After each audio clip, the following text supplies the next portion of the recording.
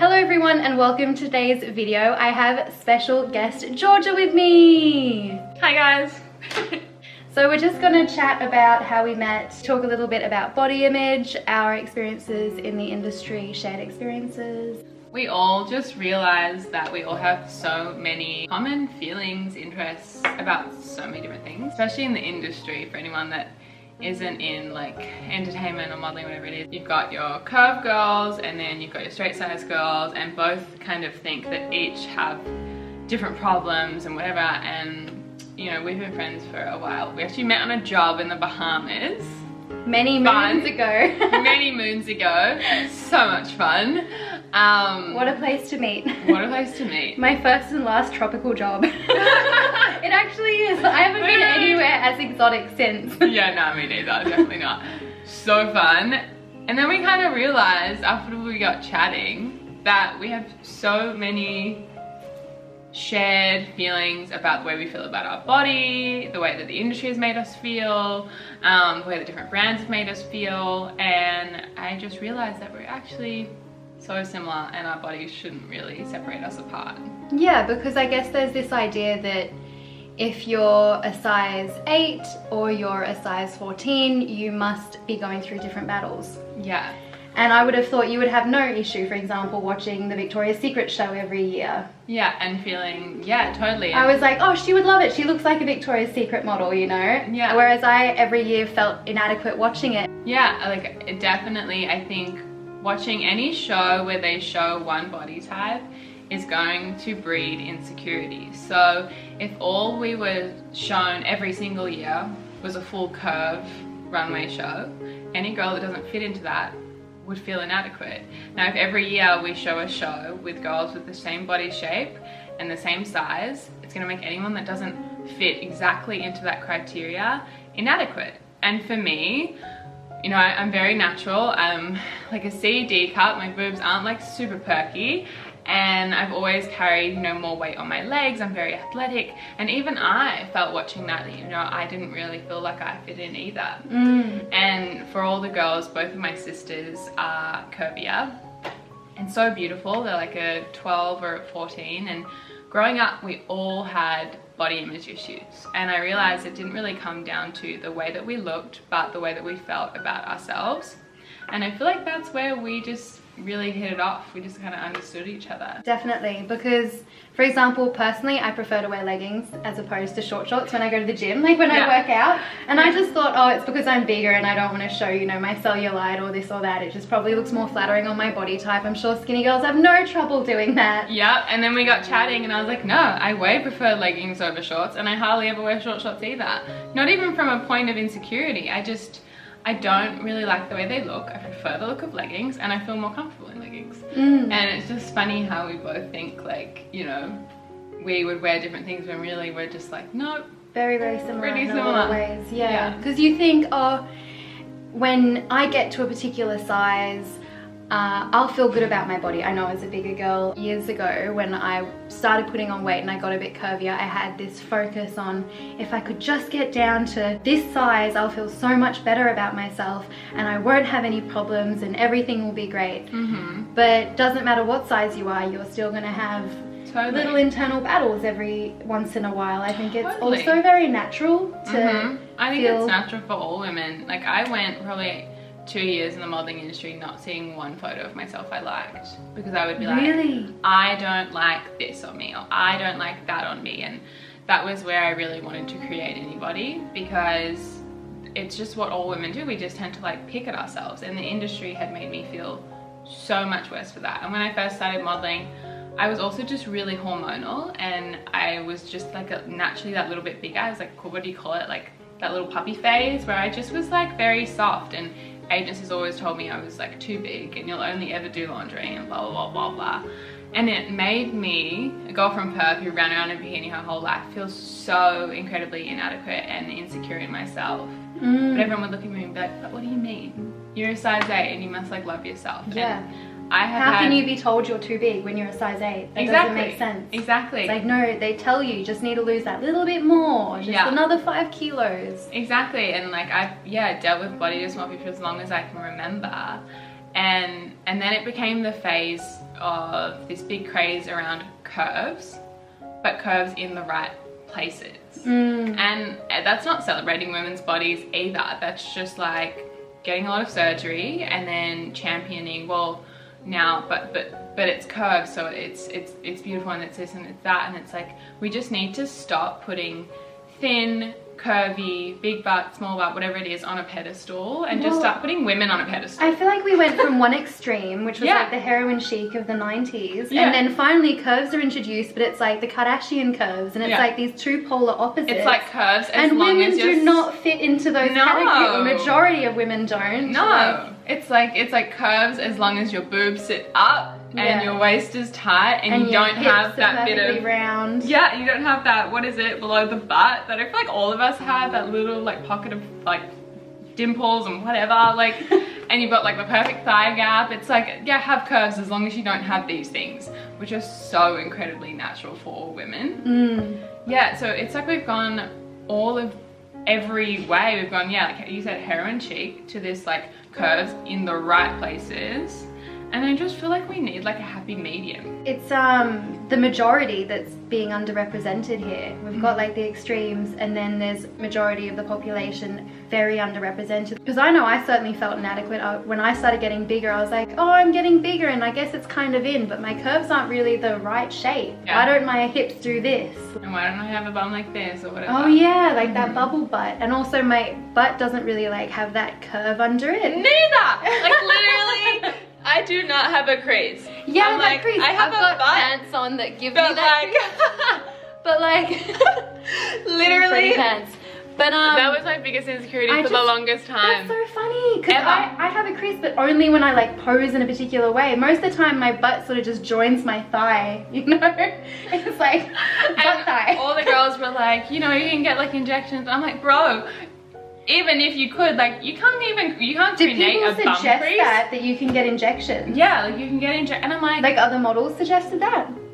It was actually like a makeup artist, but like more to the point, like I just have never really had a butt crease. Yeah. And I work out a lot, and I do Pilates because it makes me feel good and whatever. But like I've never had a butt crease, and I felt so insecure for so long because I was like, everyone has like, what is it, these smiling lines and whatever. Yeah. I'm like, my ass joins my legs, cool. Yeah. And I kind of like learnt to love that about myself, because I'm like, you know what, this is what my mama gave me, and she's also got a flat butt. Love you, mum.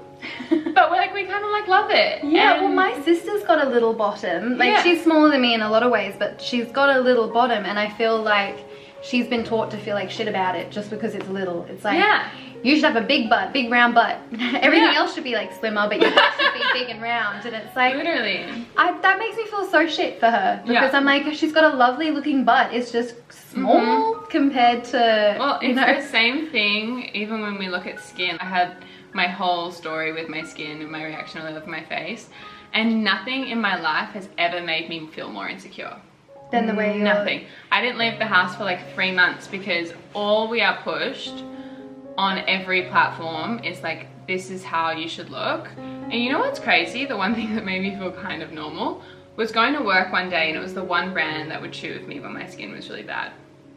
And they were like, the makeup artist was like, darling, do you know how many models do not have perfect skin? I'm like, what do you mean? They all have perfect skin.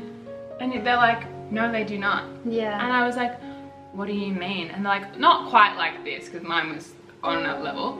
But she was like, no, babe. Like, they do not have perfect skin. And because I work by myself most of the time, I don't really shoot with a lot of girls. And I was like, oh. And I was like, oh. And I felt that little bit less crazy. I was like, other people are dealing with these things. Oh yeah, models, it surprised me when I saw models without makeup, and I was like, wait, you've got like acne. Yeah. And that surprised me, and I was like, I thought models were perfect sort of thing. Literally. Before coming to the industry, from this outside perspective, you think that they're just these perfect ethereal beings, but they're not, they're just humans. Yeah, and that's exactly why I like shared it all on Instagram, because I was like, yo, I'm a model and my skin's crazy right now, and it's making me feel horrible.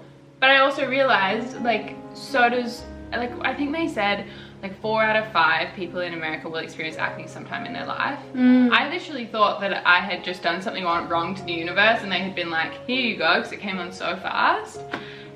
And it just made me feel like so much more human. And then I saw one other girl, everything that she was doing around like acne in her skin, and I was like, I feel so much more normal, and I had so much less anxiety about it. And that was literally why I created Anybody in the first place, was because I didn't want to champion curve girls. I didn't want to champion skinny girls. I didn't want to champion anyone. I wanted to champion women in general, and just show that, like, no matter what we look like or how we're feeling or how we've been raised or what's going on, that we all share the same feelings, and to just really be supportive and to be loving. And you know what I've been really grateful for? Ever since I shared my skin story, like, I can completely understand why a lot of curvier girls can't relate to me. I think my sisters have always found it hard as well. But I think having that skin story made girls actually go, actually what she's saying, she is a human, you know? Sharing like, hey guys, like this is what's going on right now. It's just like making everyone realize that we're all just human. We're all like somewhat flawed, and our flaws are what make us really powerful. Yeah, and I just think that's what I want to do. I don't want to champion anyone. I just want to champion women. I love being able to sit here with you, and I never question if you're judging me or if you're doing this. I just know that you're like just being supportive and loving, you know? And that's the energy that I want to have between all girls, like no matter how different they look. So tell me a little bit about how Anybody & Co started. Yeah, so Anybody was kind of all throughout my teens. My sisters are curvier than me, as I said before, and I grew up with like my mum, my 2 sisters and me, like these 4 girls who all had different crazy body insecurities in general. And I was like, one day when I grow up, I just want women to not be able to compare themselves to each other and to just like feel good about themselves. And it was just always something growing up. And then I was in this industry, and all of a sudden I was like the skinny sister, and I was always the sister that like was super thin and whatever, and the girl at school that was like thin, whatever. And then the industry made me feel like shit about myself. It made me feel so bad. It made me feel like I got bigger thighs and a flat butt and like wasn't toned enough and all this stuff. It made me feel so insecure, and all of a sudden I was like, really? Like all of us, no matter how we look, go through this in our lifetime. And Kate also just moved to Sydney, and she's from Perth, and I was like, look, like we love each other. Let's do something to really like show that women don't have to compare themselves against one another. Like I can look at even the VS girls, like we can look at them. I guarantee those girls have body image problems. I guarantee that they've hated something about their bodies. Well, the thing is, the pressure of the upcoming show as well, you would feel like, yeah, I guess, you know, my body's good, but it could be better. It could be better. Like, I'm gonna work out this amount of time, because you saw, you know, you'd see Daily Mail articles and blogs written about what these girls were doing and what they were training, and it really looked quite grueling. And it's like, they've got this idea that their body has to be prepared for the show, which takes months of preparation in the lead up. Totally. And also that pressure of like, we are meant to be the, you know, the absolute like fantasy, and the pressure that must go on with those girls. So I really feel for them. And one thing I know as a smaller girl is I felt my most insecure at my smallest. When I was my absolute thinnest and everyone was like, you look great, I was miserable, I was unhappy, I was depressed, I was in a bad relationship, I didn't like myself. And when I actually just found like a healthy relationship with food and a healthy relationship with girlfriends that were genuinely supportive, and found a healthy partner, I really started to find that I had so much more love for myself, because also I was just like respecting myself more, and it like, that's how it all rubs off, you know? So Anybody really just came from a place of wanting to bring women together, kind of what we're doing today. Yeah. I've gone through phases where I've felt really physically unwell. I'm not very fit, and yet I've gone out and I've done photo shoots, and I wasn't particularly happy with myself at that point in time. And sharing those images, I don't know, I almost had a feeling of like, I'm not being true to myself because I wasn't feeling good when I was taking this shoot. Like, how can I champion body image when I wasn't taking care of myself and I wasn't And that's what I the love best about place. you, is you're so authentic and real about that. I think with body image, there's a lot of girls now that I guess fake it till you make it, and it's like, I'm so confident and here's my body on Instagram, and I know that like a lot of that doesn't come from a genuine place. And I really just want people to realize that loving yourself and loving your body is such an internal process, and it starts with the way you think about yourself. You won't just one day put on a bikini and stand in front of the mirror and be like, I love myself today.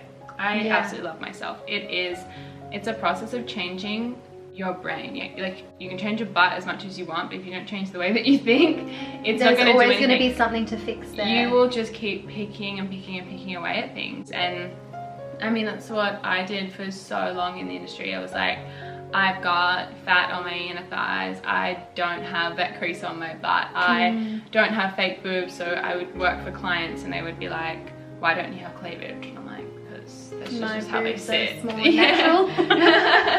And you know, you always find something to pick apart, and it's actually got nothing to do with your body and everything to do with the way that you think.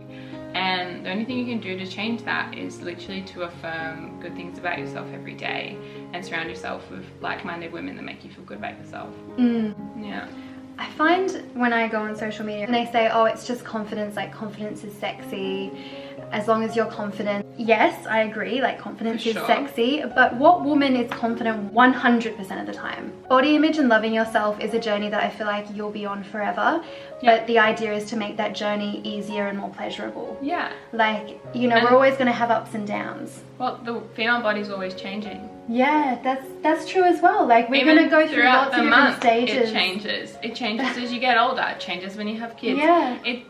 You are forever changing. So cool if you become happy with yourself now, if you haven't worked on your mental health, as soon as like something changes, because that's what the human body does, you know, you're just going to go back into that same place. And it's all about like actually just like being okay with those changes and not putting this huge pressure on yourself. Like when I met my boyfriend now, I would say, like, I guess people would be like, you don't look very well. Yeah. I was losing my hair, I was covered in acne, and I had gone from being with a guy who only valued me for what I looked like. And so that was my value on myself. I'm like, this guy isn't going to stay with me because I'm the worst I've ever felt. I can't work, I'm covered in acne, I'm super skinny, I've lost like so much of my hair. I just was miserable. I couldn't even leave the house. I felt so not confident. But my whole thing that played on my mind was like, confidence is sexy. He's not going to find me sexy because I am so insecure. Not feeling confident right now. And then the other thing of like, if you don't love yourself, no one else can love you. Bullshit. Like, I didn't love myself in that moment, and he really fulfilled the way I felt about myself. And I just feel like that we create so many like rules and guidelines. Like, you're only sexy if you're confident, and no one's gonna love you unless you love yourself. It's like, you can't create these guidelines for everyone, and everything is so per person experience. Some girls are also just really quite shy and introverted naturally, and it doesn't matter how much fucking therapy or you know, TED Talks they can listen to. It's like, sometimes you just can't change your personality. Like, I'm sorry, my sister's like very shy and quite quiet and introverted, but she, you know, there's something beautiful in being shy as well and introverted. Like, there's nothing wrong with that. Yeah, I know. And then because you don't feel good about yourself, you're like, like you said, I just need to love myself, I just need to be confident, and everything will be fine. And because you can't achieve that necessarily, it's like, why isn't this working? It needs to come from all in here. But yeah, it's honestly, like, what I have learned through this like crazy wave of feeling just about every emotion about myself, about the way that I look and everything, and me as a human, it's honestly just like, take the pressure off yourself and don't look for advice in all the places. I've learned that, like, if I'm having a bad day, because you'll have bad days, if I'm having a bad body image day, if I'm just having like a hormonal day, or I'm highly stressed, to just like accept that. Like, instead of putting something in the back burner and being like, I'm not going to deal with that, I'm okay, I love myself, and focusing on that, it kind of just lets it brew. And really just being like, you know what, I don't feel that great, but I'm owning that today. And then the days when you do feel good, own that too, you know? And it's really just like taking ownership of the way that you feel, not putting pressure on yourself that I feel guilty that I don't feel confident today, so I'm going to tell myself otherwise. You know, it really comes from a place of like just owning it and then letting it go, you know, and moving on. Yeah, and it's so much easier to move on from it. Otherwise, like I said, I feel like it festers in the background. It gets louder and it's like, hey, I'm right here. Yeah. You're ignoring me. Yeah, literally. And it just becomes unhealthy. It's like, yeah, just have that shitty day where you feel like crap and your body sucks and your life sucks and your hair sucks. Everything sucks. Yeah. Yeah, it's okay. And it feels like it's going to last forever when you're in that moment. But then it moves on. You feel good again and you forget it even happened unless you ignore it. Totally. Literally. And then find yourself some good girlfriends. And I think that's what I've done. I ended up just cutting my girl group so small and just finding people that really just appreciate me for me. And I realized in my most like insecure time with my skin was who were the people that I actually genuinely wanted to see, because I was too scared to see anyone, like they would judge me or whatever. And I realized like you really felt like even your friends might judge you based on what your skin looked like. Even my friends, like a lot of my, well, not a lot of my friends, but a few of my friends or girls I knew from modeling, acquaintances from I just was very like, what are they gonna think? Because I was always the girl that was like blonde, Australian, flawless skin and glowing and whatever. And yeah, I was in LA and I was like, who do I actually feel comfortable around? And those are the people that I realized they're your true friends, people that will be there through like the good and the bad, but most of all the people that you feel like won't judge you. Like, you don't need to put on front for anyone. So that's literally just been my process over the last couple of years, just finding people that I can sit with and just be like, have genuine conversation with, but I know that they're just not giving anything but love. You know? Yeah. I'm such like a recluse personally, like I don't really venture out very much, and we're both home babies. Yeah, I'm home babies, and I'm like, if I go out or I make a time to see someone, it's because, you know, I really want to. But I feel like there's a bit of pressure, you know, have lots of friends, you need lots of friends, like go and socialize, go and do this, and it's like, but I'm happy being a recluse at home. Me like, too.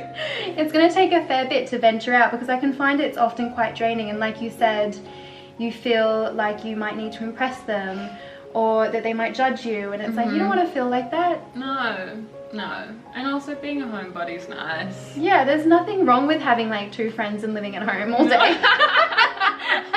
Well, I mean, you don't want to become a complete hermit, no. But and then you get these catch-ups, which are nice. Yeah, little bursts of fun. No, I love that. Oh. We just like spontaneously decided to make this video, and I'm so glad that we did. I just feel I'm like really glad too. Everyone, women, men, whatever, just need to be reminded that we often look at other people's lives and think that they're better than us. They're absolutely perfect. And they're perfect. God, I posted this meme the other week to my story. I'm ready. Okay, I just love it so much.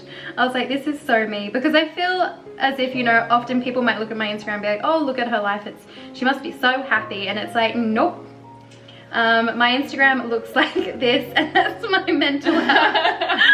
Like a disheveled sock, like literally. Like, yeah, that's me. Yeah. Well, I hope that's not me. I mean, I hope I share enough that people realize that it's not perfect, but yeah, we do look at pictures on Instagram and think, oh, their life's perfect, or on Facebook or whatever, and it's like, nope.